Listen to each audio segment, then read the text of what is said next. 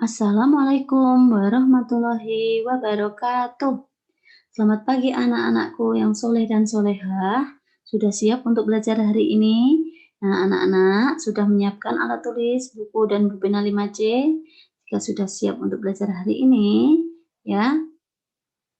Alhamdulillah minggu yang lalu kita sudah mempelajari tema 6 atau menyelesaikan penilaian harian tema 6. Untuk selanjutnya kita mulai tema 7 yaitu muatan pelajaran bahasa Indonesia. Subtema 1 peristiwa kebangsaan masa penjajahan. Sebelum Bu Rohmah menyampaikan materi hari ini, akan Bu Rohmah sampaikan terlebih dahulu tujuan pembelajaran tematik muatan pelajaran bahasa Indonesia KD 3.5. Yang pertama, siswa dapat mencermati informasi penting dalam teks narasi sejarah. Yang kedua, siswa dapat menuliskan informasi dari teks narasi sejarah. Dan yang ketiga, siswa dapat membuat pertanyaan dari informasi dari teks narasi sejarah. Nah, kita mulai dengan materi teks narasi sejarah. Apa yang dimaksud dengan teks narasi sejarah? Teks narasi sejarah adalah teks yang berisi tentang cerita peristiwa sejarah yang terjadi pada masa lampau. Bu Rohmah ulang kembali, teks narasi sejarah adalah teks yang berisi tentang cerita peristiwa sejarah yang terjadi pada masa lampau. Peristiwa sejarah disampaikan berdasarkan fakta yang terjadi dan disampaikan dalam bentuk narasi atau urutan cerita. Teks narasi sejarah memiliki banyak informasi penting mengenai peristiwa sejarah yang pernah terjadi di masa lampau. Kamu dapat mengelompokkan informasi-informasi tersebut menggunakan kata 5W1H. Apa itu 5W1H?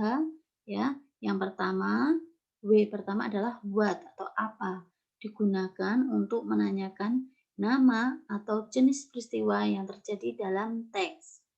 W yang kedua yaitu where atau di mana, digunakan untuk menanyakan tempat berlangsungnya peristiwa dalam teks. W yang ketiga yaitu when atau kapan, digunakan untuk menanyakan waktu terjadinya peristiwa dalam teks.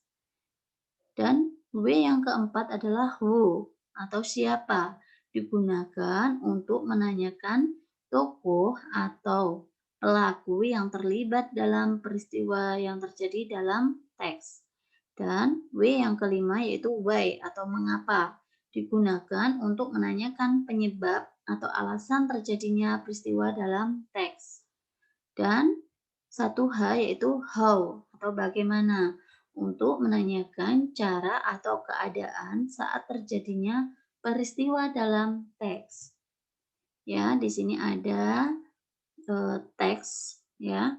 Di sini ada teks narasi sejarah yang berjudul Pemerintah Kolonial Belanda di Indonesia.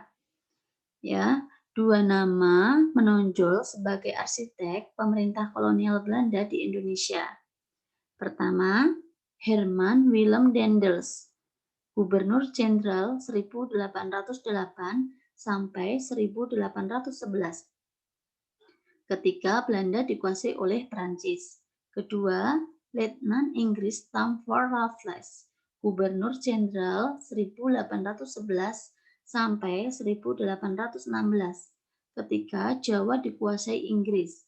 Daendels mereorganisasi pemerintahan kolonial pusat dan daerah dengan membagi Pulau Jawa dalam distrik yang juga dikenal sebagai residensi. Raffles melanjutkan reorganisasi pendahulunya, yaitu Daendels, dengan mereformasi pengadilan, polisi, dan sistem administrasi di Jawa. Dia memperkenalkan pajak tanah di Jawa yang berarti bahwa petani Jawa harus membayar pajak. Raffles juga sangat tertarik dengan budaya dan bahasa Jawa. Pada tahun 1817, ia menerbitkan bukunya yang berjudul The History of Java. salah satu karya akademis pertama yang topiknya Pulau Jawa. Nah, anak-anak, setelah anak-anak mendengarkan teks yang Bu Rohmah sampaikan ini, ya, di sini ada pernyataan dalam teks. Ya, yang pertama, 2 nama menonjol sebagai arsitek pemerintah kolonial Belanda di Indonesia tadi, yang itu yang pertama adalah Herman Willem Daendels, ya, tahunnya 1808 sampai 1811.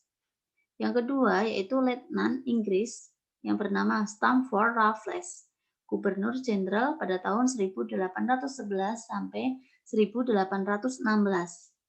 Nah, berdasarkan kata tanya yang tepat untuk bertanya dalam pernyataan dalam teks ini yaitu siapa dan kapan. Mengapa siapa dan kapan? Karena siapa di sini adalah menanyakan tokoh, ya. Sedangkan kapan menanyakan waktu. Di sini ada tokoh yaitu bernama siapa tadi? 2 nama menonjol sebagai arsitek pemerintah kolonial Belanda di Indonesia, yaitu adalah Herman Willem Daendels dan Stamford Raffles. Sedangkan di sini kapan, ya, jadi waktu yaitu pada tahun 1808 sampai 1811, dan sedangkan Stamford Raffles pada tahun 1811 sampai 1816. Dalam kalimat tersebut dijelaskan siapa dan kapan 2 nama menonjol sebagai arsitek pemerintah kolonial Belanda di Indonesia, yaitu jawabnya adalah Herman Willem Daendels, ya, pada tahun 1808 sampai 1811, dan Stamford Raffles pada tahun 1811 sampai 1816. Pernyataan dalam teks yang kedua yaitu Daendels mereorganisasi pemerintahan kolonial pusat dan daerah dengan membagi Pulau Jawa dalam distrik, ya. Pertanyaan yang atau kata tanya yang tepat untuk membuat kata tanya yaitu bagaimana. Jadi di sini bisa dibuat kalimat bagaimana Daendels mereorganisasi pemerintahan kolonial pusat dan daerah. Jawabnya adalah membagi Pulau Jawa dalam distrik, ya. Jadi dari kalimat tersebut kamu dapat mengetahui cara Daendels mereorganisasi pemerintahan kolonial pusat dan daerah, yaitu membagi Pulau Jawa dalam distrik yang juga dikenal sebagai residensi. Sedangkan pernyataan dalam teks yang ketiga yaitu Raffles juga sangat tertarik dengan budaya dan bahasa Jawa. Pada tahun 1817, ia menerbitkan bukunya yang berjudul The History of Java, salah satu karya akademis pertama yang topiknya Pulau Jawa. Jadi kata tanya yang sesuai untuk bertanya dalam pernyataan dalam teks ini adalah bisa siapa, kapan, dan apa. Siapa, ya, di sini ada tokohnya yaitu Raffles, ya. Jadi siapa yang tertarik dengan budaya dan bahasa Jawa? Jawabnya adalah Raffles. Dan di sini ada kapan, bisa kata tanya kapan menanyakan waktu karena di sini ada waktu, yaitu pada tahun berapa buku The History of Java diterbitkan, yaitu pada tahun 1817. Dan ada apa, yaitu menanyakan benda. Di sini ada benda yaitu buku. Jadi salah satu karya akademis pertama yang topiknya dari Pulau Jawa itu tadi adalah berjudul The History of Java. Itu ya. Lanjut, menggali informasi teks narasi sejarah secara lisan. Untuk menggali informasi dari teks lisan, catatlah informasi yang penting dari teks seperti nama peristiwa, tokoh, tempat, dan penyebab terjadinya peristiwa. Dengan mencatatnya, kamu dapat membaca kembali dan mengingat semua informasi penting yang telah kamu dengar. Kamu juga dapat menjawab pertanyaan yang disajikan sesuai dengan isi teks yang telah kamu dengar. Dan yang terakhir yaitu menjelaskan kembali isi teks narasi sejarah. Langkah-langkahnya yaitu yang pertama, membaca isi teks sejarah secara keseluruhan dengan seksama. Bu Rohmah ulang kembali. Yang pertama, membaca isi teks secara keseluruhan dengan seksama. Jadi, di sini saat membaca tidak hanya setengahnya saja, tapi harus keseluruhan agar benar-benar paham dan mengerti isi teks tersebut. Yang kedua, menggali informasi penting dari teks tersebut dengan cara mengelompokkannya. Dan yang ketiga, mengelompokkan isi teks tersebut menggunakan kata tanya 5W1H yang telah dipelajari sebelumnya. Yang keempat, menuliskan kembali informasi ke dalam paragraf singkat menggunakan bahasamu sendiri. Dan yang kelima, pastikan informasi yang dituliskan sesuai dengan urutan peristiwa. Ya, ini yang Bu Rohmah sampaikan. Apabila ada kurang dan salahnya, Bu Rohmah minta maaf.